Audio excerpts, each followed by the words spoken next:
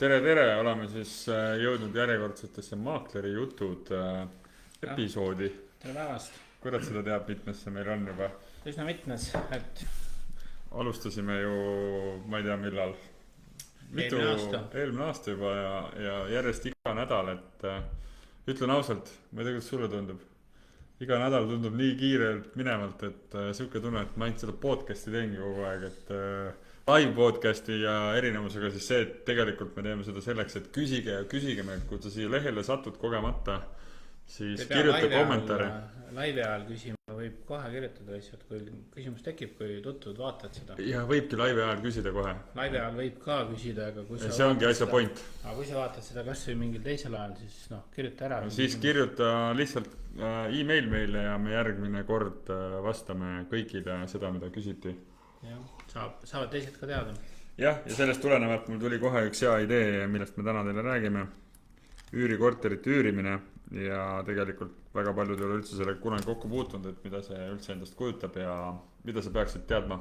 Kust alustada? Kust alustada ja selleks, et tegelikult nii aegus, kui see tundub, et kõigile tundub see rahvasport, et kõik üürivad kortereid, vähemalt selles asja sees olles. Kõik annavad üürile. Ei, kõik annavad üürile ja kõigil on kuskil mingid korterid, mida nad üürile annavad, et tegelikult kui ma arvan tänaval küsida, siis enamustel ikkagist ei ole üürikortereid, et see tundub nagu selles keskkonnas olles siuke tunne, et kõigil on, et kõik saavad kuskilt neid kogu aeg. Samamoodi mina olen ja kõik teavad sellest nagu kõike.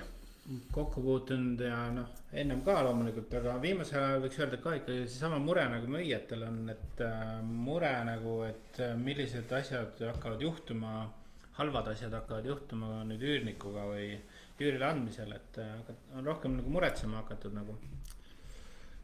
Jah, see on üks põhjus, et ma ei tea, see muretsemine on, kas meil kolmapäevis korra rääkisime rahvussport, aga see muretsemine eestlastele on ka läinud rahvusspordiks ja tegelikult meedia võimendab seda kõike, et kõik, mis seondub kinnisvaraga ja müügiga, see läheb aina suuremaks murekohaks, kuna inimesed kardavad varjatud puuduseid.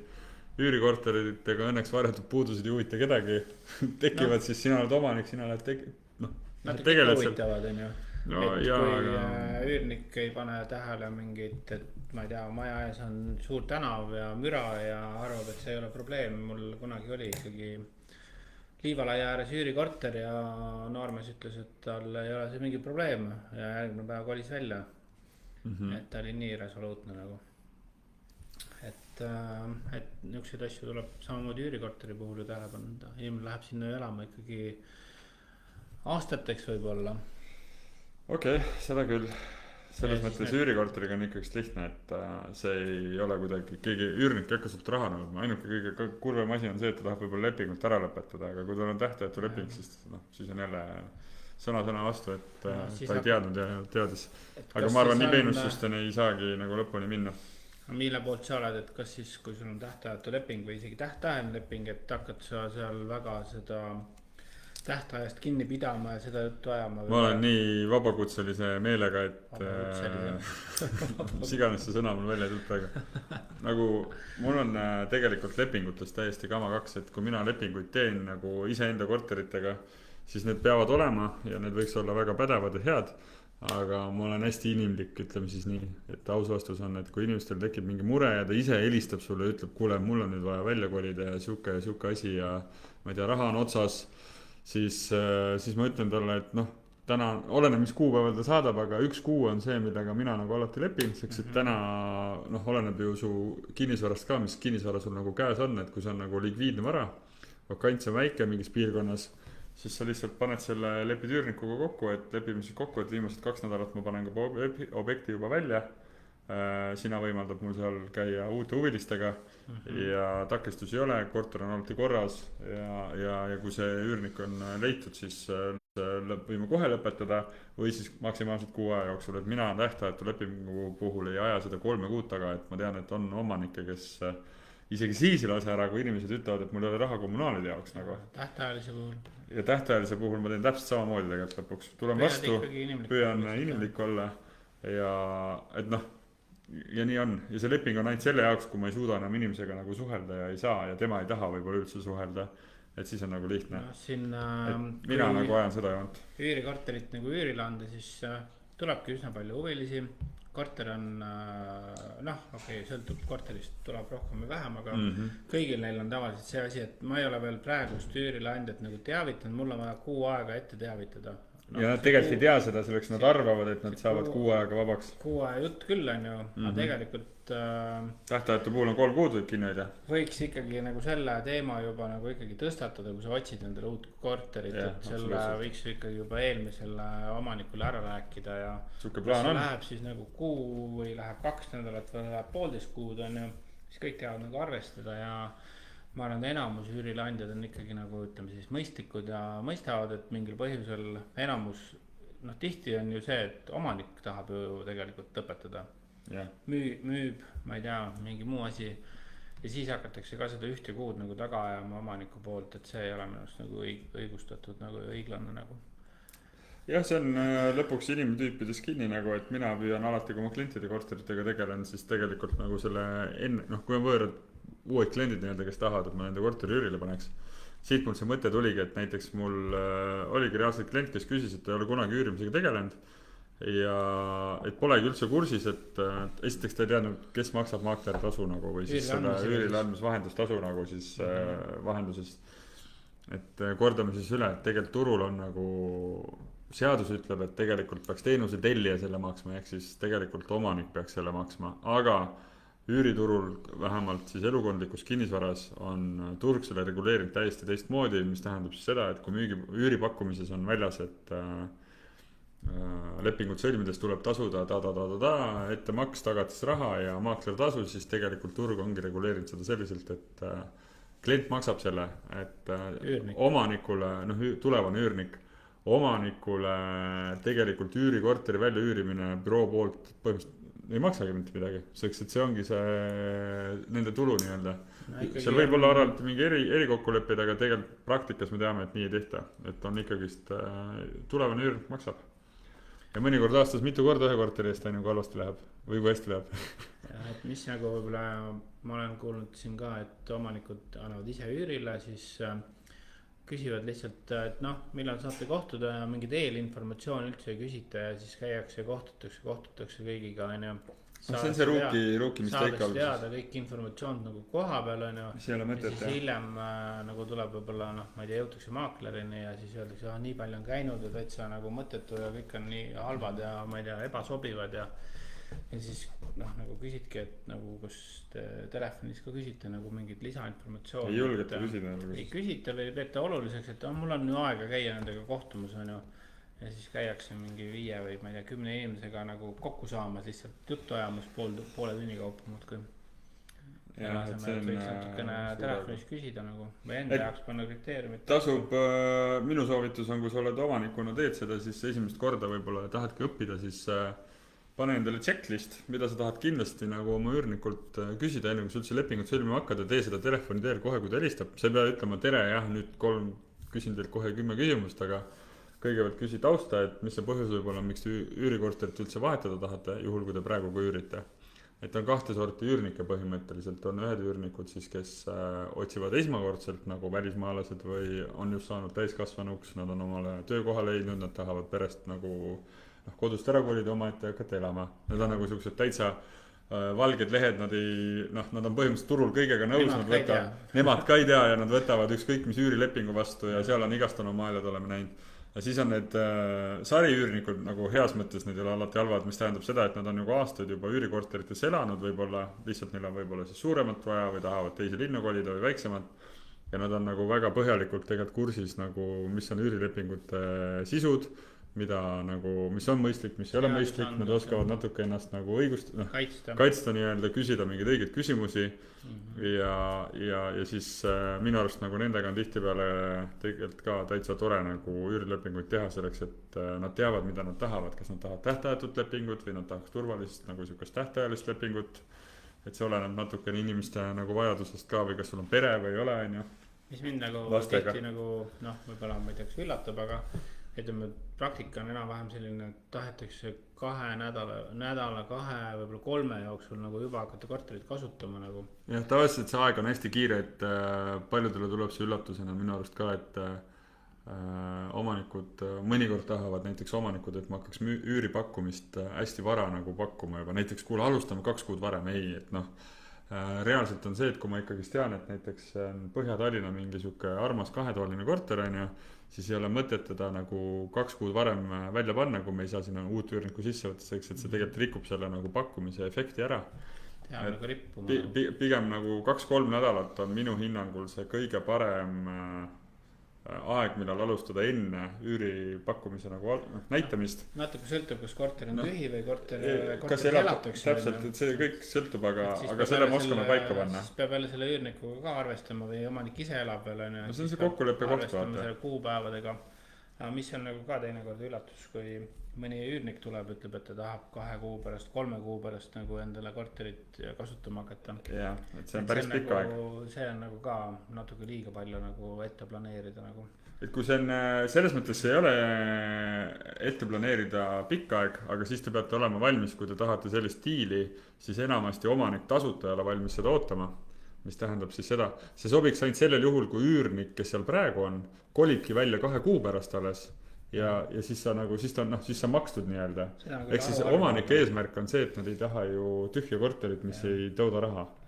Et kas siis maksab selle vana üürnik kinni, kes seal elab, või kui see korter on juba tühi ja sa ütled neile, et kuulge, aga ma tulen alles 2 kuu pärast, või siis 3 kuu pärast, mis on väga ekstreemne minu arust, siis on ilmselge see, et võib-olla sa saad hea diili, aga tegelikult omanik tahaks ikkagi, et see leping tehakse ära, rahad makstakse ära ja see leping hakkab jooksma mingi, võib-olla 2 nädalat ootab, võib-olla on maksimum kuu, aga ülejäänud kuud on ikkagi siis nagu makstud ja see, et sa korterit kasutad või kasutad, see on enda nagu küsimus, tee mis tahad, selleks, et see ei vabasta niikuinii sellest, samamoodi kui sa lähed reisile, seal üürilepingutes, kusjuures on see kirjas sihuke klausel, mis tundub nagu ajuvaba, aga nii on, et kui sa üürilepingu ajal lähed näiteks pooleks aastaks välismaale elama, oled eemal, siis ei vabasta sellest, et see peaks üüri maksma, selleks, et tundub, et kunagi siis keegi on seda punkti nagu võib-olla ära kasutanud, et seda ei olnud sees ja ütles, et mis asja ma siis ei maksa, kui ma ei tarbi ju.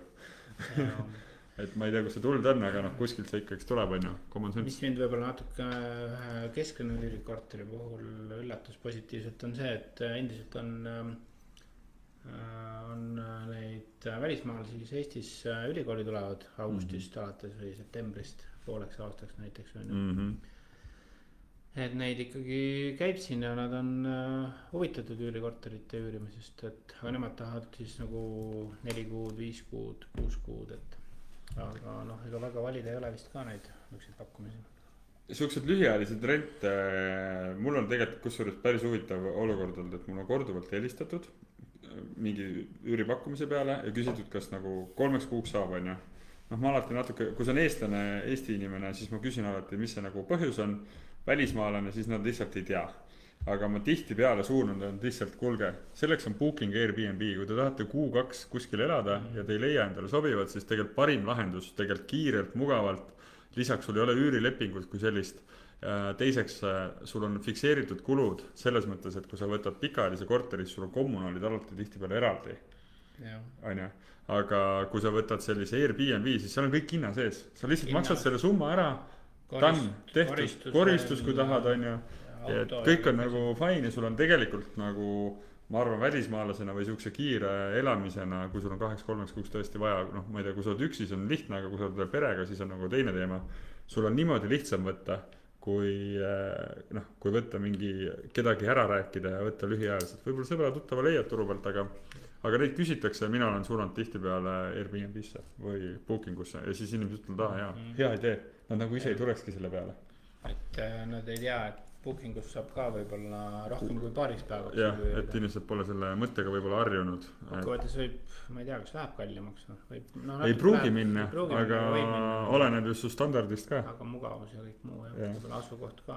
Et ta kindlasti on kallim, sellepärast, et on nagu pooleldi ju hotelliteenus, sul on seal seebid, sampoonid, uued rätikud, koristus nädalas, sa saad tellida selle, et ma olen ise ka korduvalt võtnud, et see on nagu väga mugav. 6 aega on tõesti nagu tegelikult väga lühike aeg. ja täna ju tegelikult, kui keegi ei tea, siis tegelikult suured portaalid pakuvad seda võimalust, et lühiajaline rent on eraldi toodud täiesti nagu sisse pakkumisena, et sellised kuulutused on seal täitsa olemas, et kui te üürikuulutusi vaatate, siis te saate panna eraldi lühiajaline rent ja siis tulevad need korterid, kus omanikud on valmis ka lühiajaliselt üürima. Ja need on vähe paremad, sellepärast et seal ei ole just seda booking'u fee'd ja asju, et need on ikkagi soodsamad kui booking'us või Airbnb's. Aga ma liiga palju nendes portaalides ise nagu surfanud ei ole lühiajaliste rentide poole pealt. Mul oli selle üürilepinguga veel üks idee, mis on nagu väike müüt turu peal, millest nagu inimesed võib-olla ei hooma, on just selle tähtajatu lepingu puhul, et üks asi on see 3 kuud, aga üks huvitav klausel on näiteks rendini lepingus sees, et kui sul tulevad külalised, see on tegelikult, paljudes meie lepingus on ka see, tavalepingus on sees, et siis sa peaksid, mitte külalised, aga kui sul tuleb uus elanik justkui korterisse, siis sa pead omanikku teavitama, on ju. Alaline elanik. Siis tihti aetakse nagu sassi, mul näiteks just oli üürilepingu sõlmimine ühe 3-toalise korteriga ja siis seal üürnik küsis, et kuule, kui mu õde külla tuleb 2 päevaks. Et kas ma, või nädal, tulebki nagu 2-3 päevaks, et kas ma pean iga kord omanikule nagu kirjutama, ma ütlesin ei, et tegelikult selle punkti all ei mõelda nagu seda, et sulle tuleb ka õde külla, on sul 1 öö, 2 ööd külas, läheb ära, vaid seal mõeldakse ikkagi seda, kui sul tuleb inimene reaalselt, kes jääb sinna paikseks ja seab sisse, tekib peika või pruut, või siis, ma ei tea, tulebki vend või õde, ma ei tea, ütleme siis 2-3 juba, et see on juba piisavalt pikk aeg, ta ikkagi tuleb nagu kulutab ja elab seal. Et siis oleks mõistlik omanikule kirjalik teavitus teha alati, kui tal on ka kirjalik leping, on ju. Et siin on see hea klausel, vaata, et see leping, mis sul on, siis sellega nagu võiks teha ka tulevikus teavituse, on ju. Ja sa ütlesid, nagu võiks olla kirjalik leping, üldiselt ikka alati võiks kirjalik leping olla, kas või tuttavate vahel nagu. See on jah, hästi hea point, et mida siin ja seal oleme kuulnud. Nii lähtutakse küll seadusest, et ükstapuha, mis see lepingus kirjas on, et need, kui vaidlema minnakse, siin on need, siis üürile andjad eraisikutest on oma tuttavate juristidega lepingud kokku pannud ja need on üsna üürniku vastu ja ei tulene nagu seadusest. Ei ole tasakaalus, ütleme siis nii. Ei ole ja võrdselt ei ole tasakaalus, aga ka nagu igasugused trahvid, mingid nõuded, mingid asjad on ju. Viimati oli jälle mingi ühe inimesega, et kui tahad varem ära minna, kui lepinguperiood on, pead ise üürniku asemele leidma. Nagust asja on nagu jabur, et seda nagu sa võid nagu teha, aga see ei tulene kuskilt seadusest, on tühine nõue nagu. Ja kui sa ei leia, siis sa ennem ei saa lepingut lõpetada ja kui sa tahad varem lõpetada, siis sa pead trahvi maksma ja ütleme, on nagu välja mõelda. Siin oleneb ju lepingu staatuses ka, kas ta on tähtajatu või tähtajaline, et ei, seda küll, aga teine naljakas olukord, mida ma turu peal näen kogu aeg, on see, et omanikud ise ei hooma, kui nad teevad tähtajalise lepingu. Et mõned omanikud tahavad teha elukondlikku, me räägime elukondlikust kinnisvarast ikka, tahavad teha tähtajalist lepingut ja nad tegelikult tihtipeale üürnik küsib seda, et tahaks tähtajalist. Aga mõnikord omanik lausa nagu tahab, aga ta ei saa sellest ise aru, et kui tal midagi muutub, ta ei saa üürniku ka välja visata. Tal on ka keeruline. Väga keeruline, kui ta maksab ilusti arveid, naabrid ei kaeba, siis põhimõtteliselt on üürnikult võimatu enne tähtajatud nagu ainult siis, kui on tõesti põhjendatud väga kui sa tahad oma koduks kasutada, kui sa tahad oma koduks või tahad müüa, aga ei, müüa tahad, siis siis sa pead ka ära väga põhjalikult ära põhjendama, miks sul on vajalik seda ära müüa nagu. Nojah, aga see ongi, vaata, siin tulebki see common sense mängu lõpuks, et kõik on inimlik. Aga ma räägin nagu sellest, kui inimesed on väga kanged ja jäävad lepingusse kinni, siis tähtajalist lepingut on ka omanikul väga raske üles öelda ja üürnikutest lahti saada. Et mõnikord küsitakse mul, et teeme kohe 3 aastaks. Et nagu, tõmmake pidurit, kõigepealt elage 6 aega koos ja nii-öelda lepingu suhtes. Vaadake, kas kõik toimib. Üürnikud tahavad tihti teha mingid 1, 2, 3 aastat, neil on mingid plaanid, on ju. See on peredega rohkem kui lapsed ja lähevad kooli või lasteaeda, on ju. Et seda kindlasti. Ühed noored läksid ülikooli, on ju, et neil on plaanid järgmine 4-5 aastat õppida, on ju. Et aga teha mingi seadus ütleb ka, see on mingi üle 3 aastane või 2 aastane leping, on mis veel keerulisem ennast öelda, on ju. ühesõnaga jah, et aasta on selline tavaline üürilepingu periood nagu või siis see või tähtajatu. Kusjuures mina viimasel ajal jään ikkagist väga tähtajatusse kinni, sellepärast et on mugav, lihtne mõlemale osapoolele alati, see võib olla ju lõpuks kesta 10 aastat ka see suhe, lepingu suhe ja see annab lihtsalt tegelikult selle vabaduse ikkagist, et sa ei ole tegelikult noh, ka 3 kuud mujal Euroopas, kui mõelda, 3 kuud on väga lühike aeg tegelikult nagu üürilepingu lõpetamiseks või siis ülesütlemiseks. Aga ka selle asja juures või positiivne aga, et sa ei pea nagu põhjendama, ei üürnik ei pea, lihtsalt saadad kirja, et ma soovin teada, et ma soovin tänasest alates 3 kuu pärast lõpetada. Et tihti nagu siis mõeldakse, et see peab olema nagu mingi oluline põhjus või midagi muud, aga lihtsalt seadus võimaldab lõpetada ja ka tähtajalise puhul on see nagu põhjalikum. See annabki selle hea vabaduse ja tegelikult, mis ma üürniku seisukohast tahan võib-olla välja tuua, et tihti on see, et üürnikud tihti kardavad ise tähtajatu lepingu puhul öelda seda, et kui omanik helistab ja ütleb, et kuule, nüüd tahaks lepingut lõpetada, siis tegelikult on nagu üürnikul väga selge samamoodi võimalus öelda, et kuule, et meil on lepingus 3 kuud, kahjuks ma ei suuda oma elu nii kiiresti ümber korraldada, et ma tahan saada maksimum tähtaja ja tegelikult omanik lõpuks peab sellega nõustuma, kui ta nõus ei ole, sellepärast et 3 kuud on lepingus juba alguses kokku lepitud. Siin tekib kindlasti see vaidlus või arutelu ka, et jälle, et kumb tahab lõpetada. Ja kumb tahab, see on nagu oluline. Tekib jälle see, mis asja, igal pool kõik teevad 1 kuu etteteatamise ajaga, et nüüd mul on 1 kuu ette teavitatud ja palun kolli välja, on ju. Aga tegelikult seadus ütleb 3 kuud nagu etteteatamise aega ja siis omavahel võib küll kokku leppida mingi muu tähtaja, on ju, aga mitte vähem kui 3 kuud nagu. Jah, et ei, rohkem, vähem ikka. Ei, no ma mõtlen tähtajatu puhul on nagu hästi lihtne. Ühesõnaga, tegelikult on neid 2 lepinguliiki hästi omavahel lihtsalt sisu on ju neil tegelikult sama, ainult see lõpetamise teema on ja minu soovitus ongi suhelge, leidke kompromissi ja lahendus ja samamoodi üürisuhte ajal on mõistlik kõik asjad, kui on mingid mured nagu alguses telefoni teel ja siis meili teel lihtsalt kirjalikult kinnitada, et tagantjärgi oleks mingi fikseeritud protokoll olemas, nagu me eelmine nädal rääkisime, et ka üürilepingutes on oluline kõik asjad nagu siis protokollida. Mida üürilepingutes veel kardetakse või teata tähendab pigem, on absoluutselt see, et eraisikud paljud ei tea, mis makse tuleb maksta, kui ma teenin siis üürikorteriga tulu ja Eestis on niisugune tore maks nagu tulumaks. Et seda tuleks tegelikult iga-aastaselt deklareerida siis eraisikuna seda deklaratsioon isiku, mis on füüsilise isiku deklaratsiooni täites. Eraisiku tuludeklaratsioon. Ja, nii et seal sa saad andmed sisestada ja kui sul on raamatupidajast teed tema või midagi, aga ühesõnaga see tuleb kõik ise ära teha ja see süsteem arutab kõik välja ja tegelikult on hästi lihtne. Ja kui sa ei taha neid maksta, siis on sinu enda mõelda, kuidas sa teed seda niimoodi, et see oleks ka okei ja legaalne.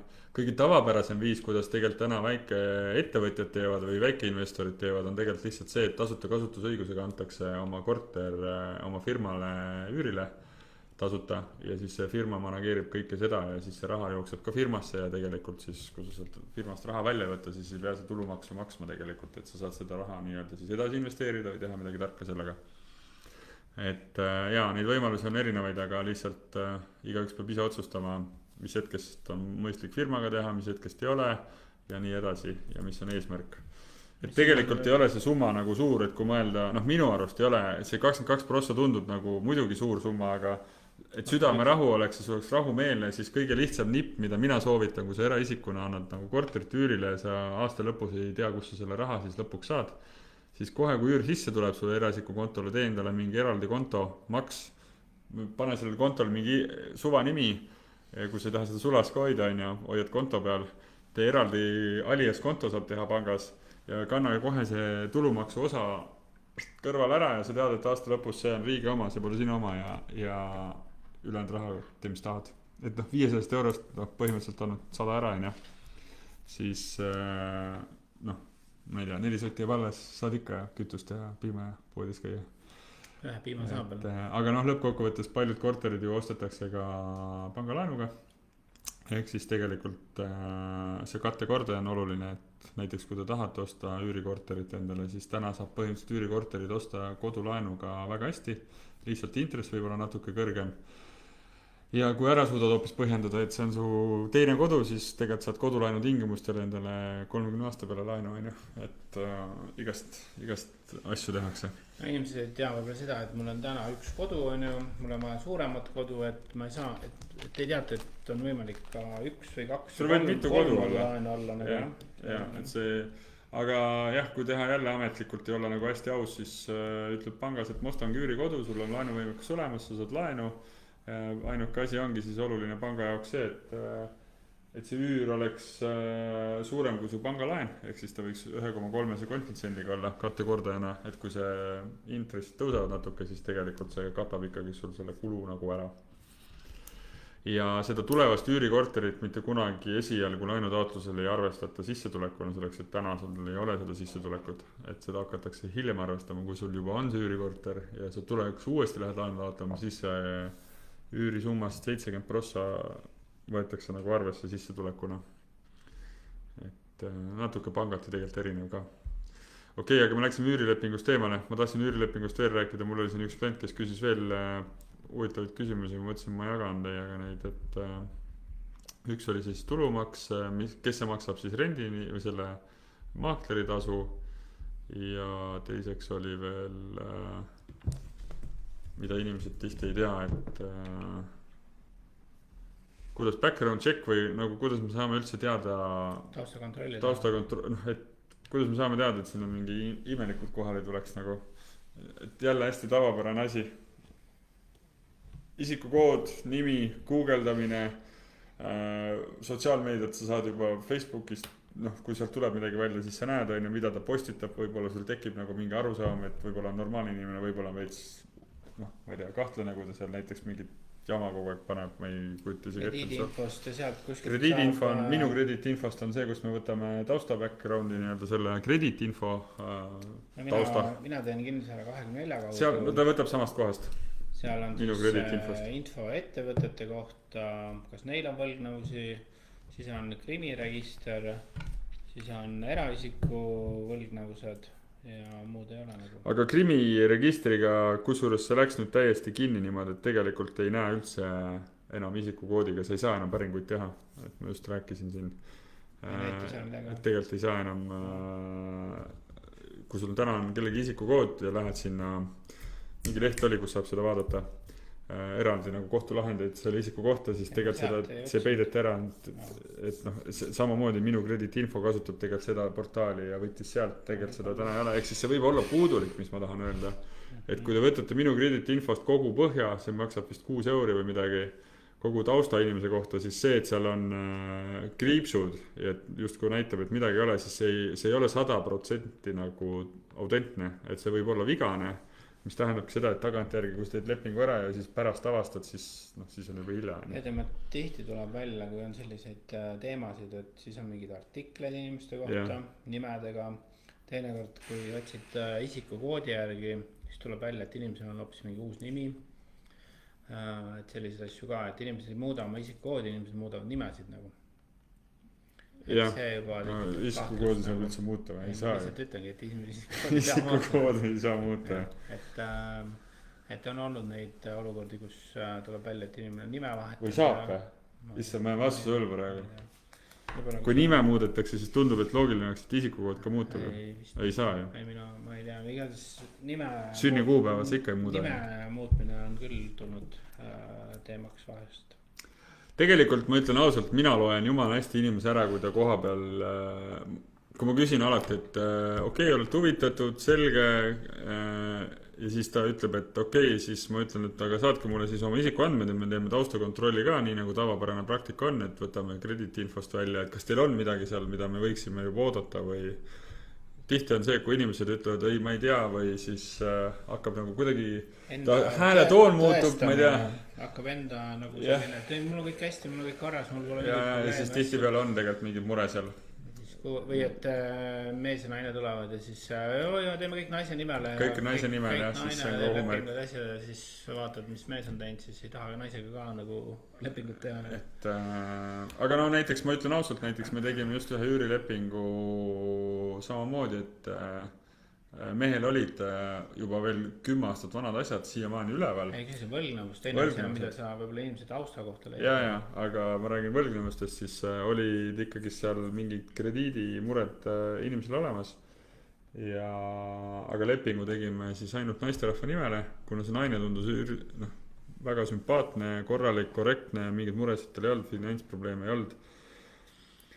Et ühtepidi inimlikult saad nagu aru, aga tegelikult kui sa selle isikuga, kellel on nagu mure, et teed lepingu, siis see võib olla nagu muster, et ega kas see inimene kui läheb raskeks, siis ta nagu käitub samamoodi, siis ei taha öelda, et ta ei ole muutunud, aga ta võib käituda, suur tõenäosus on samamoodi, et ta paneb pea mulle alla, kaob ära ja ei maksa sul asju ära ja põlgu ja nii edasi.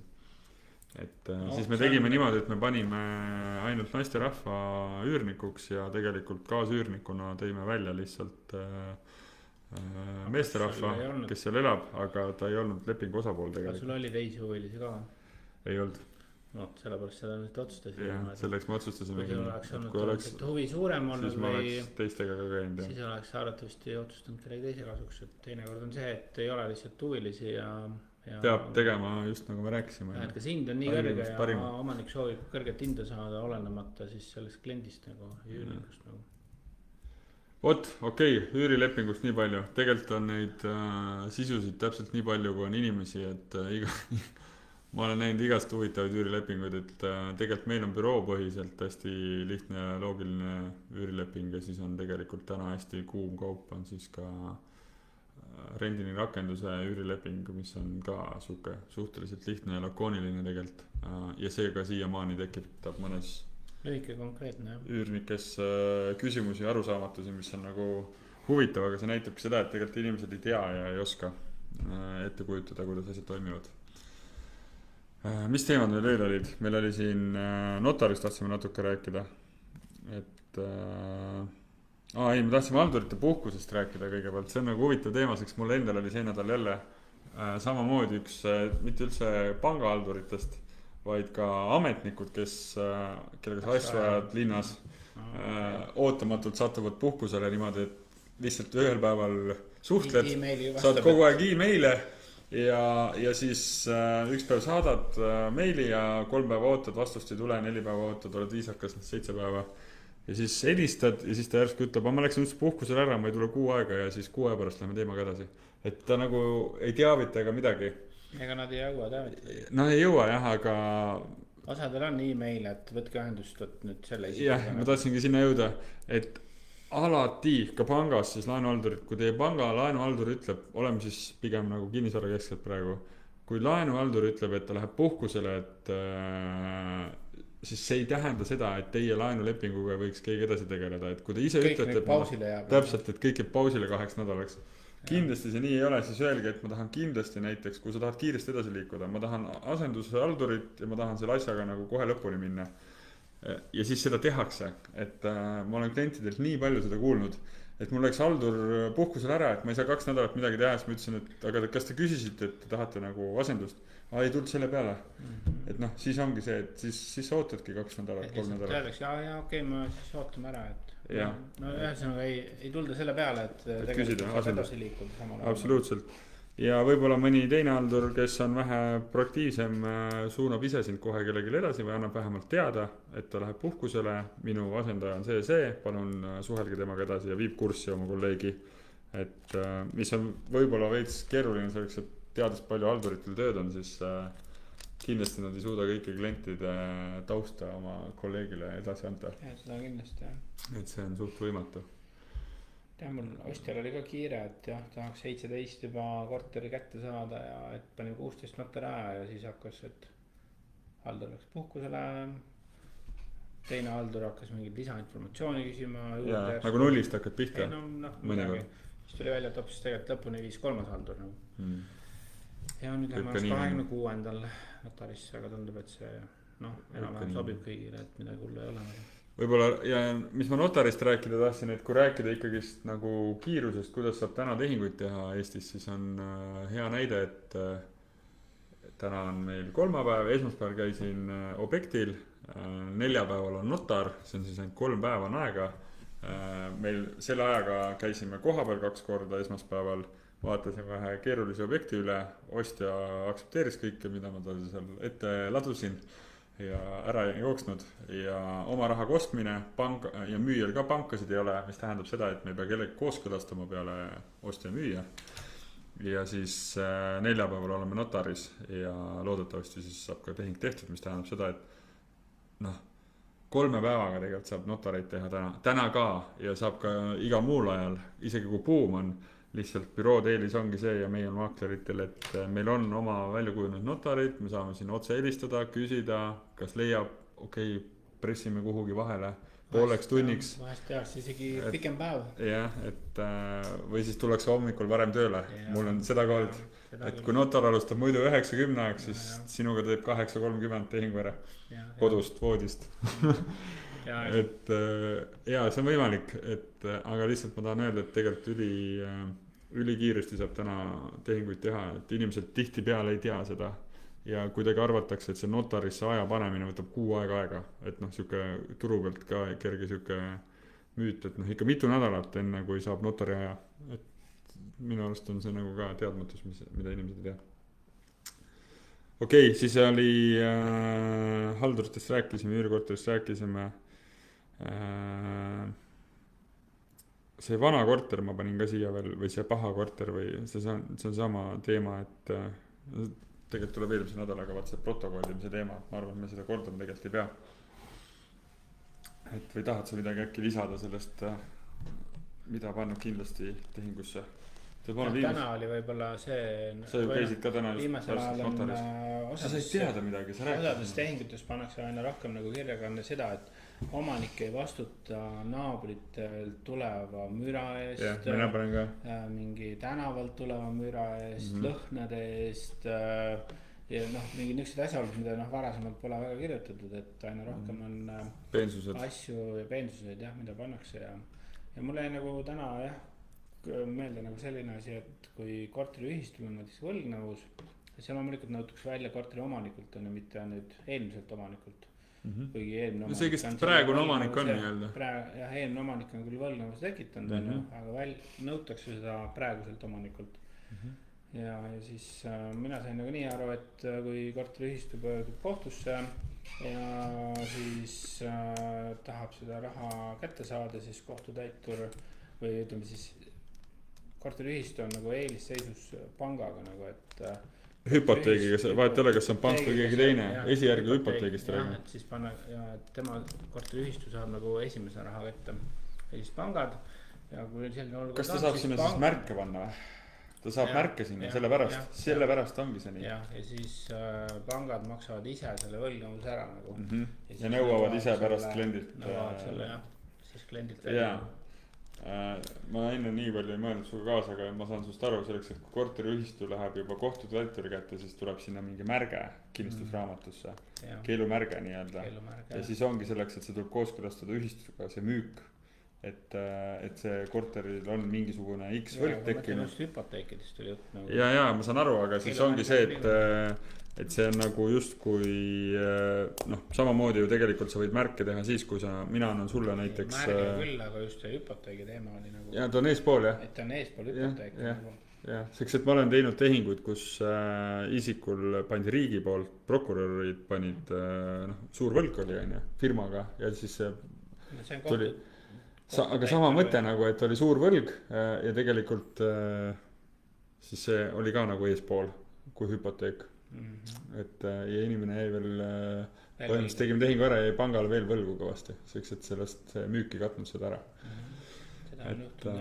Aga jah, neid olukordi pole palju, aga lihtsalt kui see on jälle hea point, miks meie võtame alati, kui me kellega, mina vähemalt koostööd alustan, ükskõik mida omanikud räägivad ja kui palju ma neid nagu just kui usaldan, mida nad räägivad, siis me võtame kinnistusraamatu väljavõtte selle kuupäeva seisuga, kui me müüki alustame, et me teaksime, mis päriselt on, et võivad olla need juriidilised takistused, mida inimene müügiperioodil on ka tekkinud siin uusi märkeid, mida omanik ei teadnud nagu. Või siis ta ei ütle ja siis lähme notarisse ilusti ja järsku tekib seal takistus, et me ei saagi teha sellepärast, et keegi on võlgu või kohtutäitur on puudu. jah, ja siis see näitabki seda, et omanik on ka maakleri ees seda infot varjanud või siis teadmata varjanud, et see alati ei ole pahata. jälle oligi see, et oli hüpoteek 2000, ma ei tea, mingi 6 aastast omanik ei mäletanud, et tal oleks mingi hüpoteek, et võtsin küll vist kodulaenu kunagi või võtsin õppelaenu. Okei, tühi hüpoteek nii-öelda. Tühi hüpoteek, et ta ei mäletanud, et tema arvas, et see kustub ära sealt nagu. Et miks tema peab üldse mingi sellise teemaga tegelema nagu. Aga tema panka tuleb nüüd teavitada. Siis läheb jah, paar päeva võib-olla aega enne, et halduri saada sinna või see esindaja. Tuleb ka tehingusse ja annab siis üle nagu uuele ostjale selle hüpoteegi. Või siis tegelikult tühja hüpoteeki saab täna hästi kiiresti ka kustutada ise, teha avaldus ja tegelikult see tehakse minu arust päeva-kahega ära.